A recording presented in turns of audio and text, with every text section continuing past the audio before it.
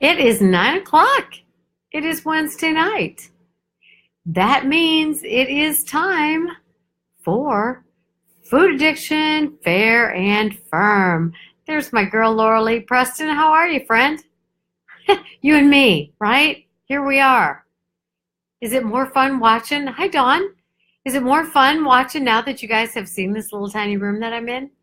Hi, Susan Ann. Oh, my goodness.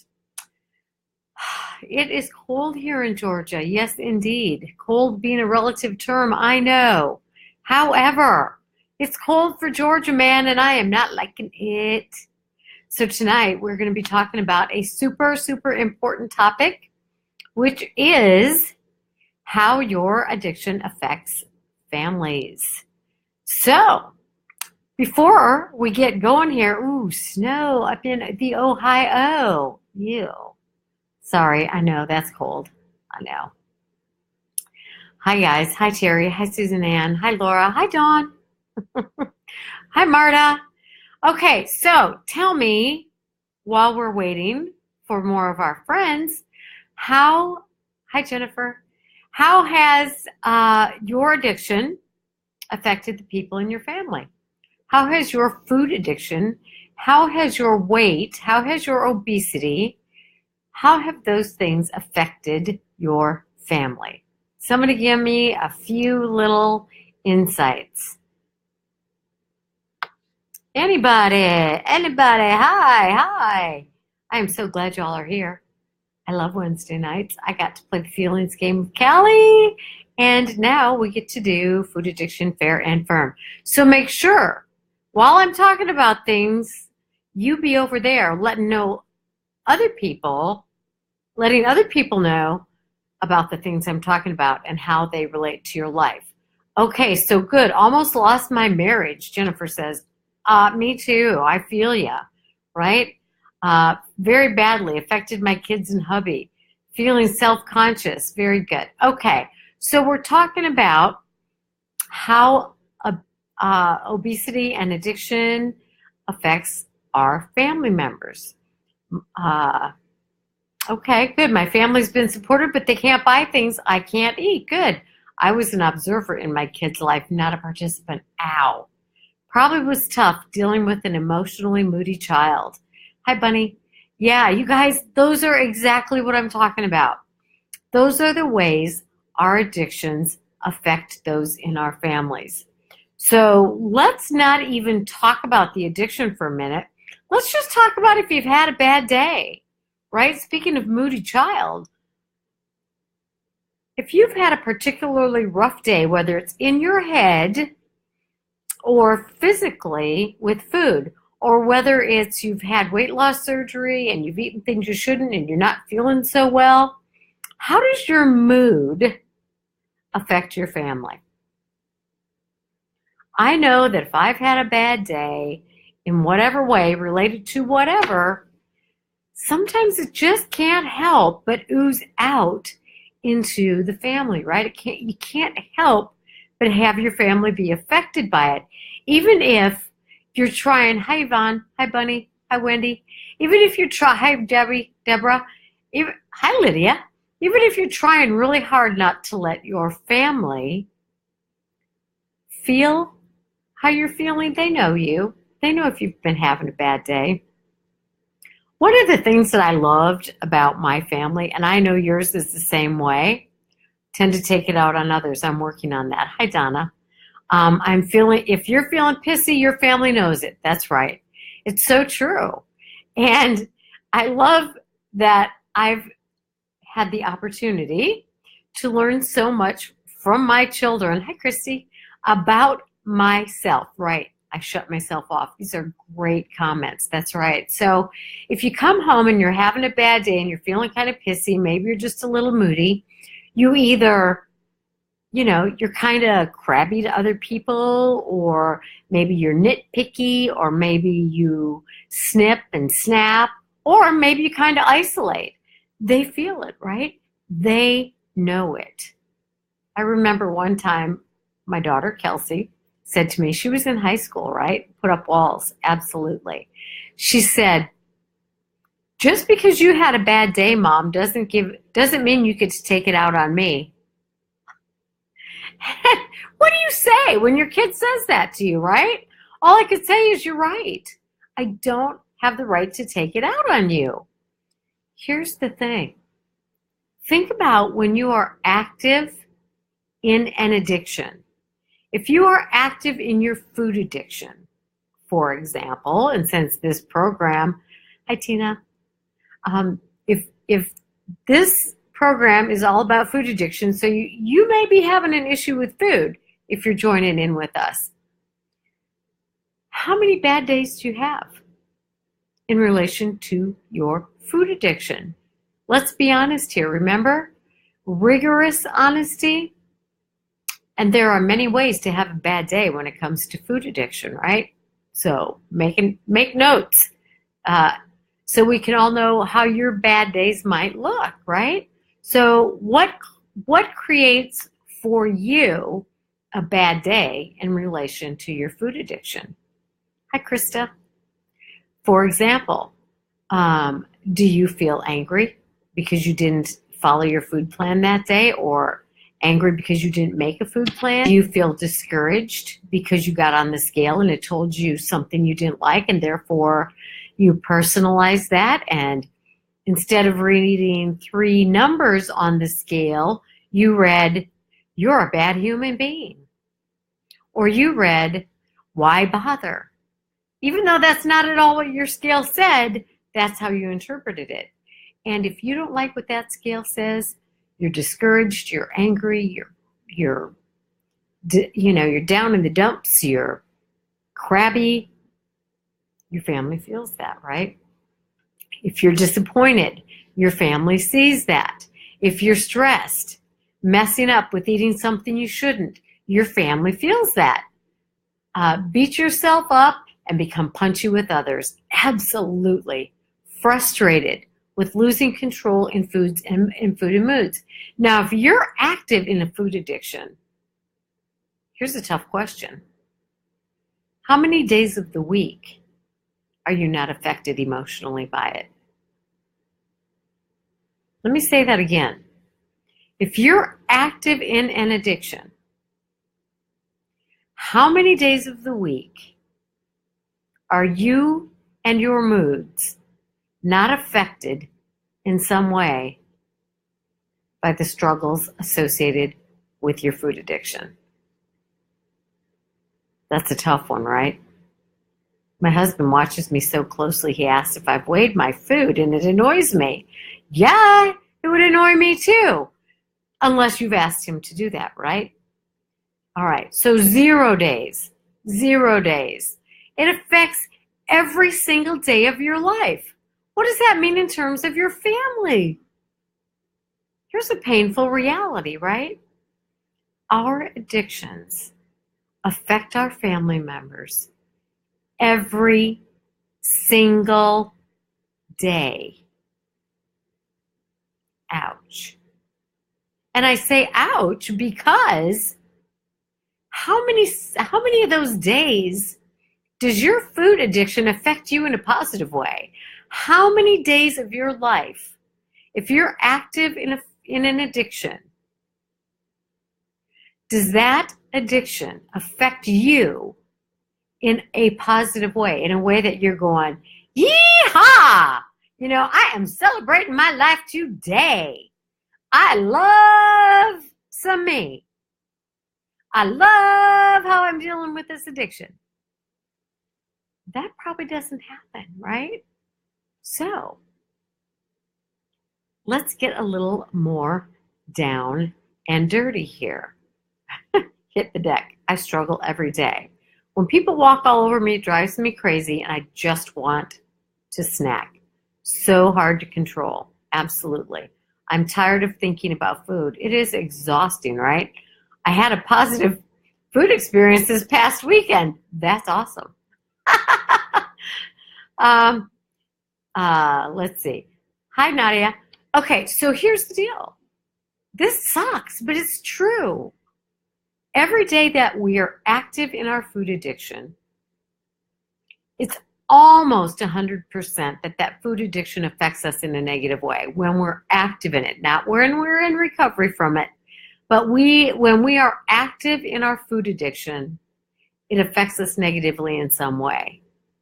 That translates to my addiction negatively affects every person in my family every day. Okay, how many of you grew up in a home where there was active addiction of some sort? Alcohol, gambling, drugs, sex addiction, pornography, food addiction. How many of you grew up in a home where there was some sort of active addiction? Guilt and shame. Yes. That's a lot of responsibility to carry. Well, you're right, Terry, it is, right? Okay. Oh, Marla, good point. And your pets. Yvonne's raising her hand. Wendy, yes. I did too. Tina, drinking, food, drugs. Yes, me. So a lot of us. Okay. And because I know some of you this applies to, had a parent who grew up in a home where there was addiction. So, either your immediate parents or your grandparents were active addicts. Guess what?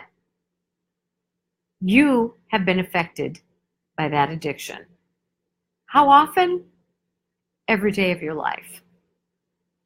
So think about this. Oh my God, think about this. Every single day of your life, you've been affected by someone else's addiction, if there was active addiction in your home. And every single day of your life, you're affecting other people with your own addiction. Now, I know that sounds like a lot of guilt or a lot of stress or a lot of burden to carry. And I know that's not your intention. But this is a really, really, really important point because there's a lot of denial around how our addictions affect other people. There's a lot of denial around how our parents or our grandparents affected our lives. And even, I've never even spoken about it in these terms, but it truly is mind-boggling when you think about how much addiction there is in the world and how close we have been to people who are addicts in our lives and how that affected us and how it really is big. It's burdensome. It truly is burdensome. So, it's not intended to be a guilt-inducing thing. What this is intended to do is an awareness-inducing thing, right? We need to be aware. We can't change anything unless we're aware of it, right? So, Dawn, addicted to work, never home until a few years ago. That was me too, right? Grandparents, all of the above, foodies, alcohol, yes. We have all been affected by addiction every single day of our lives, and now we are affecting others with our own addictions. Yes, this is about awareness, not guilt, all right? Now, you can transform this awareness into some positives, all right? Because I know that a lot of us will do things for our families and our children in particular that we won't do for ourselves. So if this awareness that your moodiness, your discouragement, your dismay, your depression, your anxiety, your frustration, or even just that obsession with food, tired of thinking about food, that affects our families. So if it's not our moods affecting our families, it could be our obsession. Because when we're obsessed about something, we're not capable of giving 100% attention to what's going on over here, which may be our children. My little Tucker who is now, how old is Tucker? I don't even remember. He's 4, I think, or he's going to be 4. He'll be 4. So he's 3. So Tucker is very good at making sure you pay attention to him. So in our family, everybody's always talking at the same time. And so Tucker's going to get your attention. And when he was pre-verbal, right before he could talk very well, what he would do is he would come up behind you, come up behind me, and push me, literally push me in the direction he wanted me to go so he could get me to where he wanted, what he wanted to show me. What he'll do now, and this is absolutely adorable.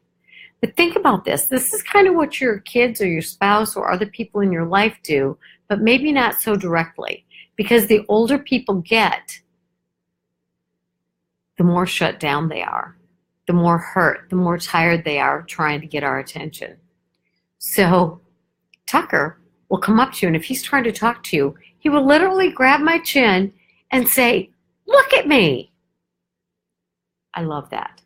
That is pure. That is honest. That is, I need your attention. Please look at me.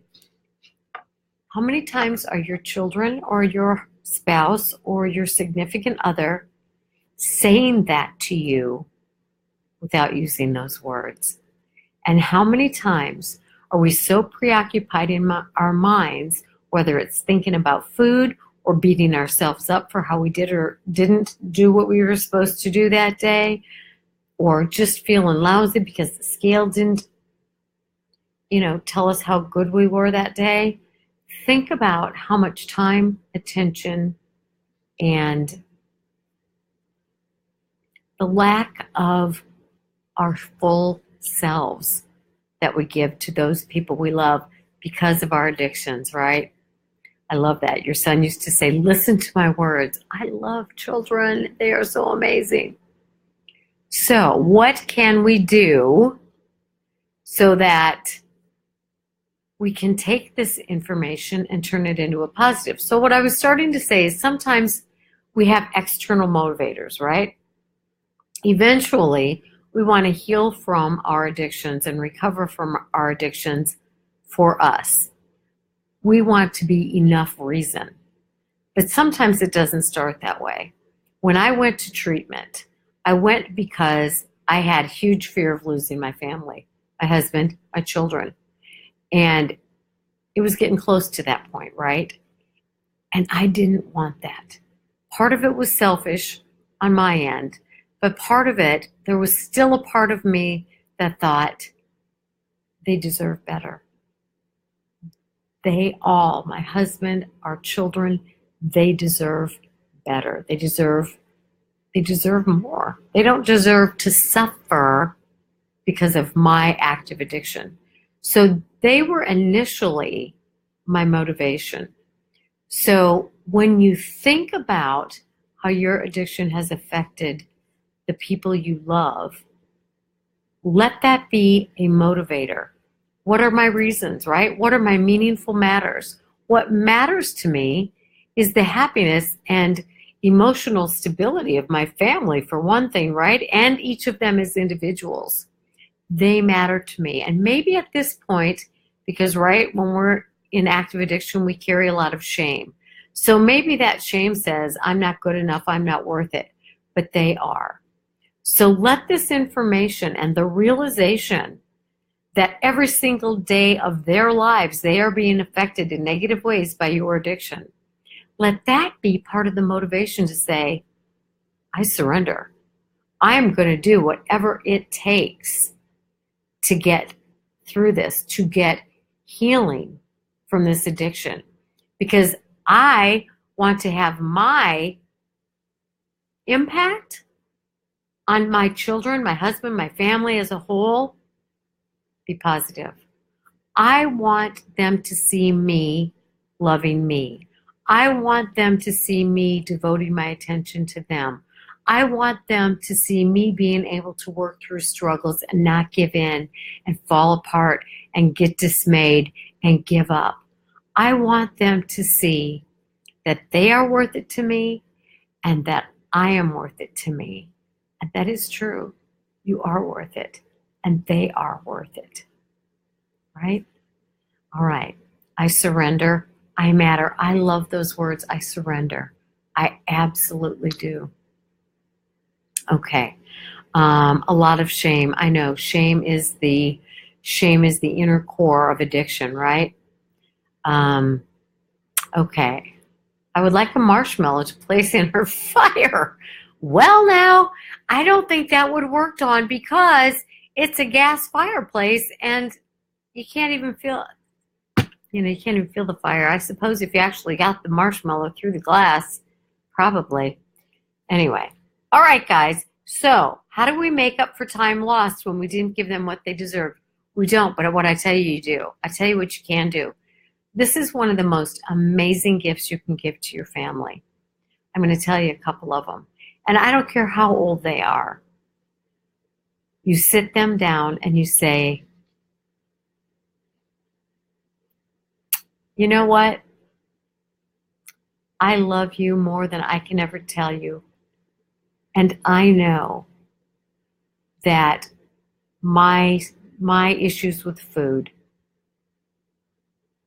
have caused some problems for you. No, Mommy, no, that's not true. That's not true. You're fine, really. No, it is true. And what I want to say to you is, I'm sorry for the times I wasn't fully present to listen to what was going on with you.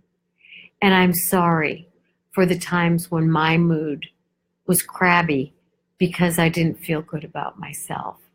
And I'm sorry for any ways that, my disappointment in myself made you feel like you needed to take care of me. In the it's the Overeaters Anonymous 12 Steps and 12 Traditions.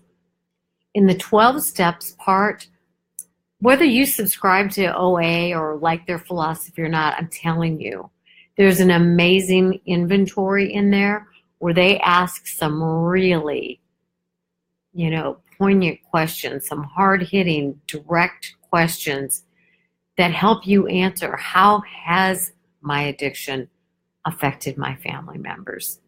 And I'm telling you, when we acknowledge, when we make it real, when we clearly state to those we love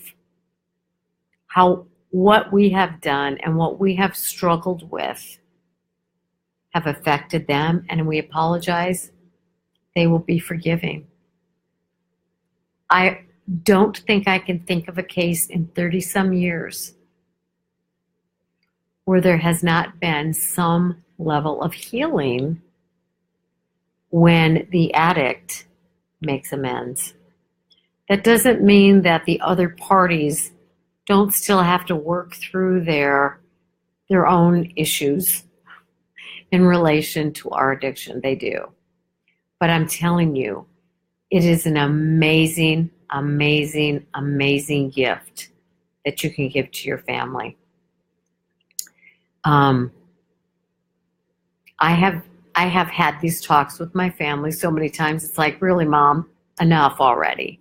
And so I have to stop because I've made the point. I've effectively made that point.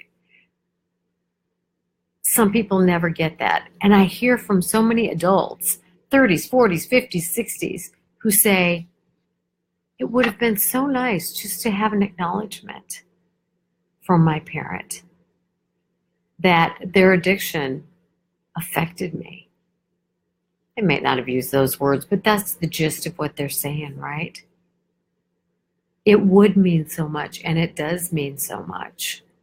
And that's why part of the 12-step program is make a list of those we had harmed and became willing to make amends to them all.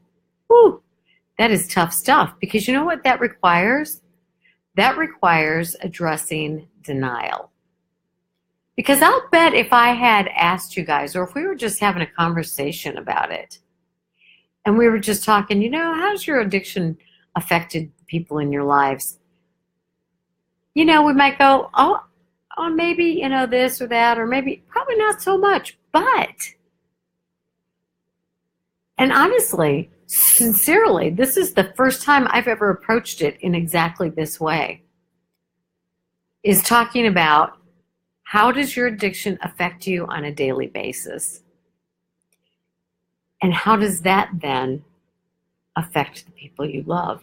And when you do it from that perspective, it's darn near impossible to say it doesn't affect those I love, and almost as impossible to say it affects those I love on a daily basis. That is powerful, right? So don't think there's no hope for this, because there is tremendous hope. And I'll tell you what else. When you start healing your relationship with yourself, when you start working through your issues related to your addiction, really the issues underlie the addiction, because the addiction is a symptom of what you need to work through. But when you start working through that stuff and you start forgiving yourself, holy moly, do things change around in a hurry. I'll give you this example. Our son was 5 years old, maybe. Let's see.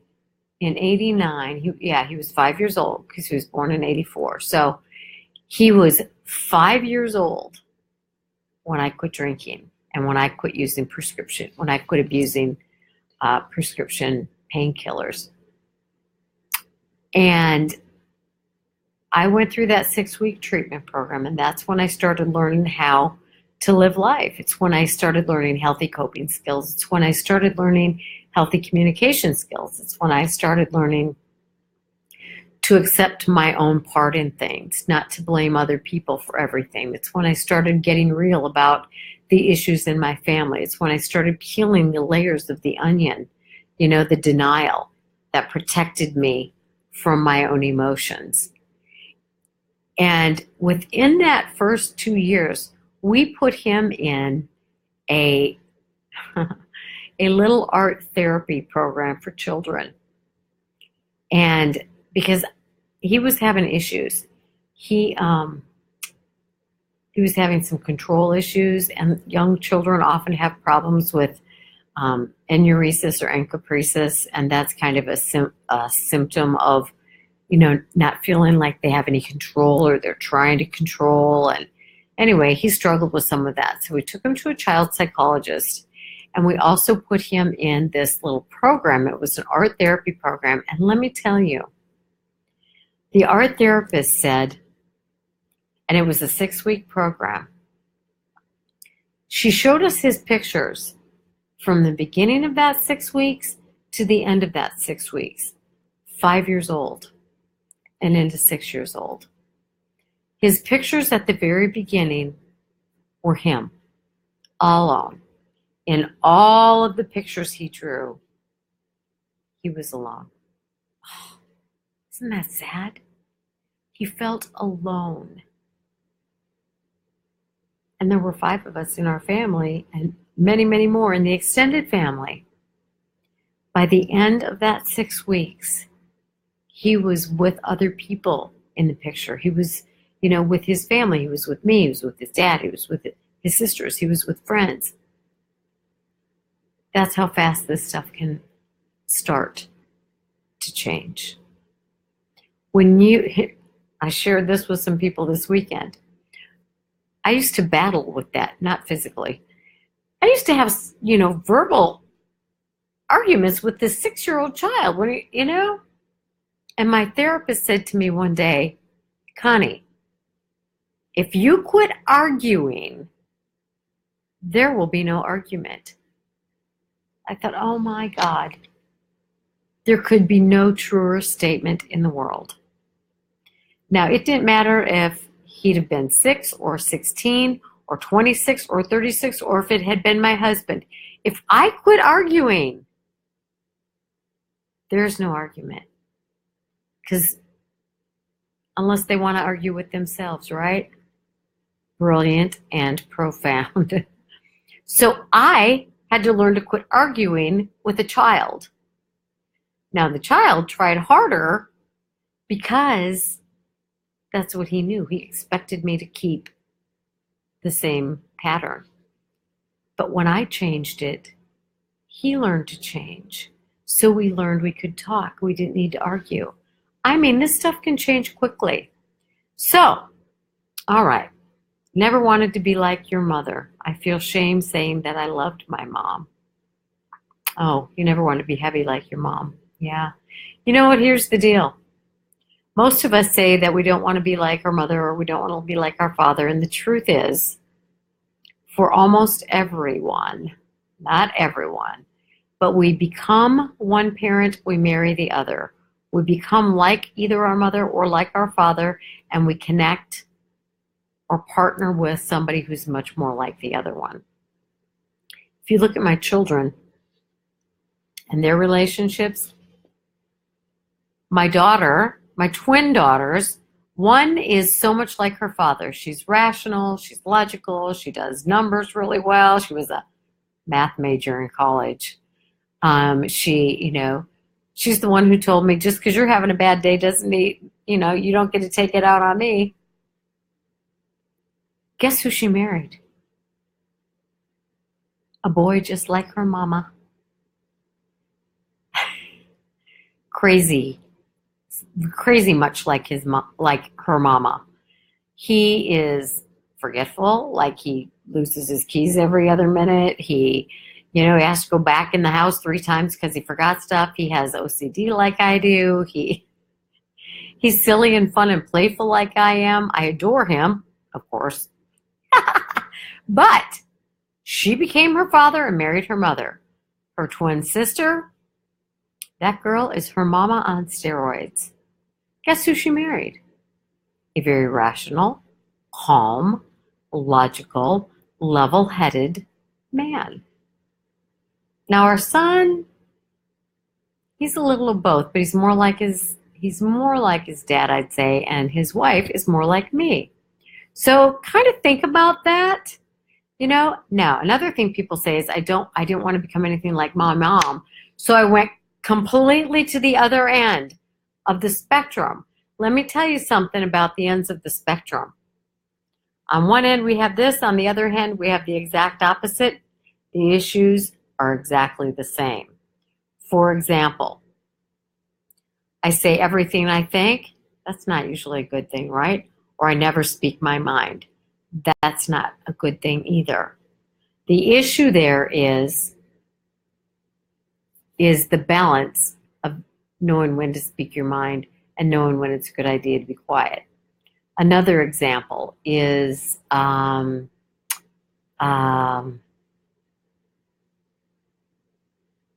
to think of another one. My mind's blank on that right now, but usually if you have opposite ends of the continuum, you're really dealing with the same issue. So just throwing that out there, a little bit more food for thought. Okay. All right, I'll give you the example of the shit in the shit. This is pretty common, but I heard a girl at an AA meeting one day say this, and I just thought this was the best description I've ever heard, okay? She said, you know what? Some days I just feel like I am the shit. I got it going on. I just feel so confident. I feel like there's nothing I couldn't do. I just feel like I am the shit. Other days, she said, I feel like I'm a piece of shit.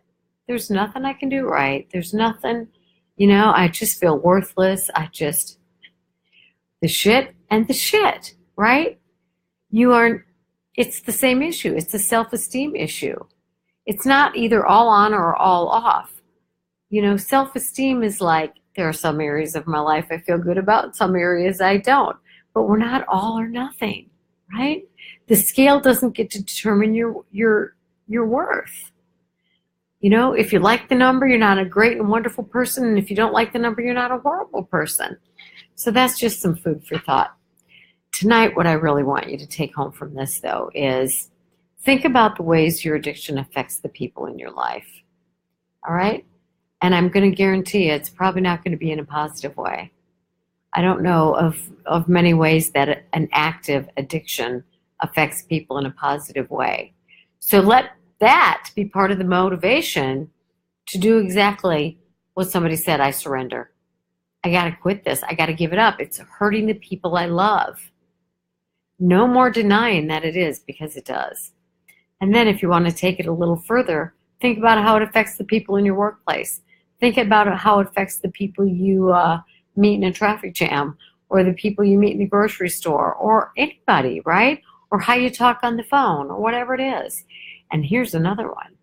Think about if you're one person when you're talking to your friends. Oh, hey, how you doing? Oh, yeah, sure, I'll be happy to help you. And then you get off the phone and you go, what are you doing? Quit bothering me. What's that about? It's duplicitous, right? It's not real. It's fake.